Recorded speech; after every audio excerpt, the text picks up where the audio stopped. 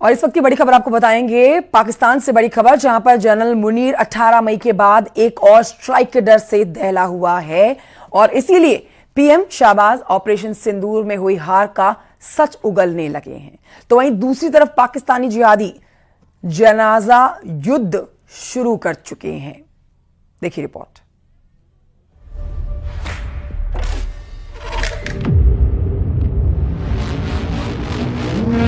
भारत माता की।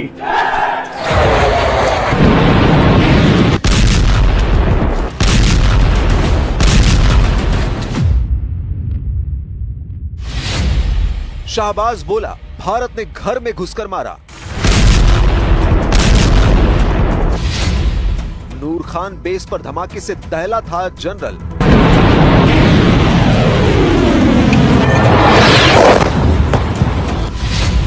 बर्बाद 11 सैन्य अड्डे का पाकिस्तान ने निकाला टेंडर।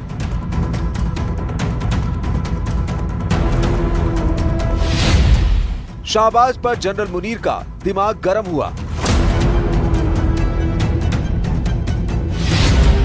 आतंकी चंदे की लूट पर पाकिस्तान में मचा घमासान।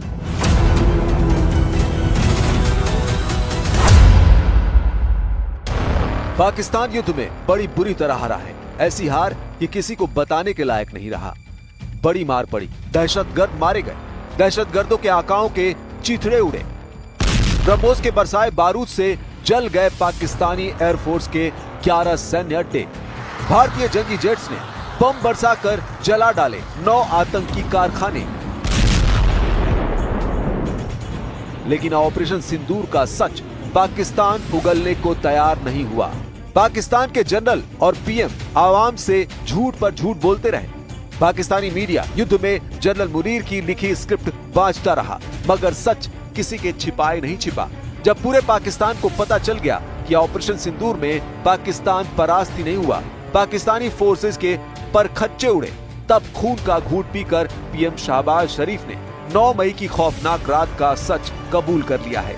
पाकिस्तान का ये झूठा कठपुतली पीएम कल तक टैंक पर चढ़कर जनरल मुनीर के कसीदे गढ़ रहा था, मगर आज इसकी जुबान से जो डर बयां हुआ है उसे गौर से सुनिए।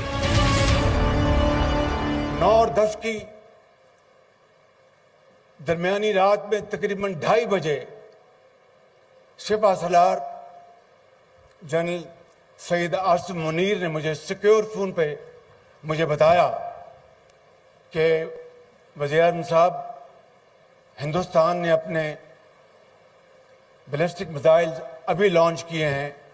एक नूर खान एयरपोर्ट पे गिरा है और कुछ और दूसरे इलाकों में गिरे हैं। शाहबाज शरीफ को सच बोलने की गुस्ताखी भारी पड़ने लगी है। जब शाहबाज नूर खान एयरबेस की बर्बादी का किस्सा सुना रहे थे, तब पास ही बगल में बैठा जनरल मुनीर गुर्रा रहा था। जनरल मुनीर के चेहरे का रंग उड़ गया था। जनरल मुनीर का बस चलता तो वो शाहबाज की जुबान सिल देता, लेकिन शाहबाज को नूर एयरबेस की बर्बादी को पचा पाना नामुमकिन हो गया था। शाहबाज शरीफ ने नूर एयरबेस की तबाही की तस्वीर दिखाकर जनरल मुनीर पर प्रेशर बना लिया है। कल तक जो जनरल बात बात पर शाहबाज को हड़काता था, उसके तेवर ढीले करने के लिए शाहबाज ने आईना दिखाया है। नूर खान एयरबेस क्यों इतना अहम है, जानिए। नूर खान एयरबेस रावलपिंडी में है। रावलपिंडी पाकिस्तानी सेना का मुख्यालय है और इसी मुख्यालय में बैठते हैं जनरल आसिम मुनीर। भारत ने 11 अड्डों पर स्ट्राइक करके बता दिया कि कितनी तेजी से पाकिस्तान की मिलिट्री कमांड को घुटने के बल लाया जा सकता है। पाकिस्तान में आतंकी ठिकानों और उनके एयरबेस ही तबाह नहीं हुए, बल्कि उनके नापाक इरादे और उनके दुस्साहस दोनों की हार हुई। इस स्ट्राइक में रावलपिंडी के कमांडरों के लिए क्या मैसेज था, उसे समझने के लिए पहले देखिए कैसे नूर खान एयरबेस और सरगोधा एयरबेस पर हुई स्ट्राइक ने पाकिस्तान की परमाणु कमांड में कोहराम मचा दिया। आपने आतंक के तमाम बड़े अड्डों को मिट्टी में मिला दिया। 9 आतंकी ठिकाने बर्बाद हुए। 100 से ज्यादा आतंकियों की मौत हुई है। आतंक के आकाओं को अब समझ आ गया है। भारत की ओर नजर उठाने का एक ही अंजाम होगा, तबाही। पाकिस्तान की सीमा में 100 किलोमीटर अंदर जाकर हमारी सेना ने आतंकवादियों को जवाब देने का काम किया है। 100 किलोमीटर अंदर।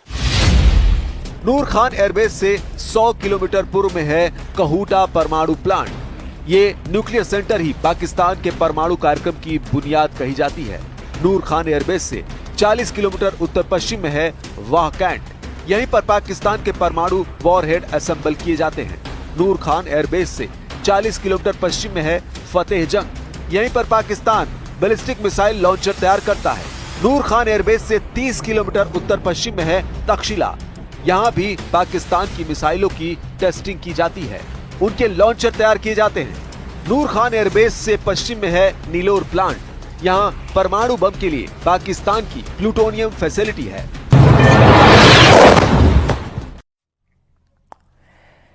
पाकिस्तान के न्यूक्लियर से लेकर मिसाइल कार्यक्रम की धज्जियां कैसे उड़ाई जा सकती हैं, ये बात शहबाज शरीफ और जनरल असीम मुनीर को बहुत ही साफ तरीके से समझा दी गई है।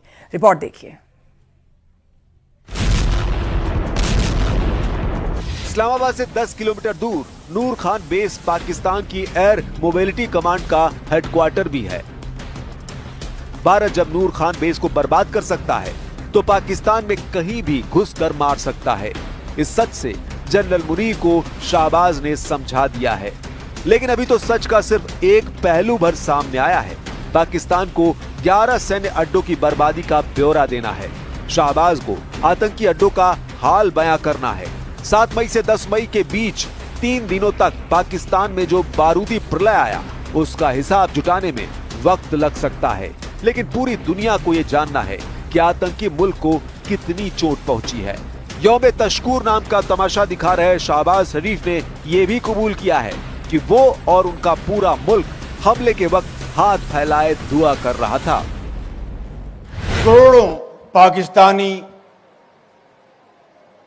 सजदरेज थे, दुआएं मांग रहे थे अफवाज पाकिस्तान के लिए, बड़ी फौज के लिए।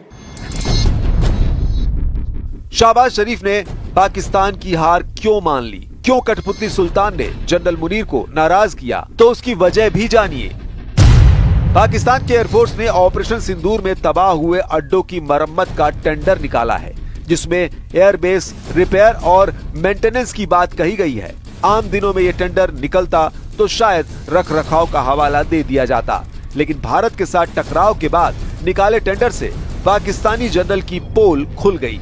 जब इस बात की चर्चा पूरे पाकिस्तान में होने लगी तब शहबाज को मजबूरी में सच बात बतानी पड़ी, क्योंकि ऑनलाइन टेंडर निकालने के चक्कर में पूरे पाकिस्तान को पहले ही पता चल गया कि एयरबेस पर भारी तबाही मची है। भारत ने 7 मई से 10 मई के बीच पाकिस्तान के 11 एयरबेस को निशाना बनाया, जिनके नाम हैं Noor Khan Chaklala airbase Rawalpindi, Rafiqui airbase Shorkot, Murid airbase Punjab, Sukkur airbase Sindh, Sialkot airbase पूर्वी Punjab, Pasrur air strip Punjab, Chunian, Sargodha airbase, Skardu airbase, Bholari airbase और जैकोबाबाद एयरबेस। जनरल मुनीर ये मानने को तैयार नहीं हुआ कि ऑपरेशन सिंदूर में कुछ भी नुकसान हुआ। मुनीर ने जो पाठ पढ़ाया वही उसके रट्टू तोतों ने आकर प्रेस कॉन्फ्रेंस में बांच दिया, मगर हकीकत से पर्दा उठना तय था। भारत ने सबूत पहले ही दुनिया को दिखा दिए थे। इसके बाद जब पाकिस्तान ने एयरबेस मरम्मत का टेंडर निकाला तो शहबाज ने भी हार कबूल कर ली। पाकिस्तानी एयरफोर्स ने 12, 13 और 14 मई को टेंडर जारी किया। पाकिस्तानी एयरफोर्स ने 12 मई को रावलपिंडी एयरबेस के लिए टेंडर निकाला, फिर 13 मई को रिसलपुर एयरबेस के लिए टेंडर जारी किया। इसके बाद 13 मई को ही कल्लर कहर एयरबेस की रिपेयरिंग और मेंटेनेंस के लिए भी बोली लगवाई। 14 मई को एक बार फिर से रावलपिंडी एयरबेस के टेंडर का विज्ञापन जारी किया गया। पाकिस्तान सिर्फ अपने एयरबेस की मरम्मत ही नहीं कर रहा, जनरल मुनीर ने एक बार फिर से हाफिज और मसूद के आतंकी अड्डों को एक्टिव करना शुरू कर दिया है। लाहौर के करीब मुरीदके में लश्कर-ए-तैयबा के मुख्यालय और ट्रेनिंग कैंप की निगरानी पाकिस्तानी रेंजर्स के हवाले कर दी गई है। विदेशी मीडिया को मुरीदके में ले जाकर पाकिस्तानी फौज हाफिज की आतंकी पाठशाला को मदरसा बताने की पूरी कोशिश में जुटी है। जापानी न्यूज एजेंसी क्योदो की रिपोर्ट में मुरीदके के संचालक मोहम्मद आजम ने इंटरव्यू दिया है। मोहम्मद आजम ने जापानी न्यूज एजेंसी को हाफिज के हेडक्वार्टर को स्कूल साबित करने की नई चाल चली है, जबकि मुरीदके की बुनियाद लश्कर सरगना हाफिज सईद ने 1987 में रखी थी। 27 हेक्टेयर में बने इस आतंकी मुख्यालय में टेरर ट्रेनिंग से आत्मघाती दस्ते तैयार किए जाते रहे। 2019 में हाफिज सईद की गिरफ्तारी का ढोंग करके पाकिस्तान ने यहां कब्जा कर रखा है।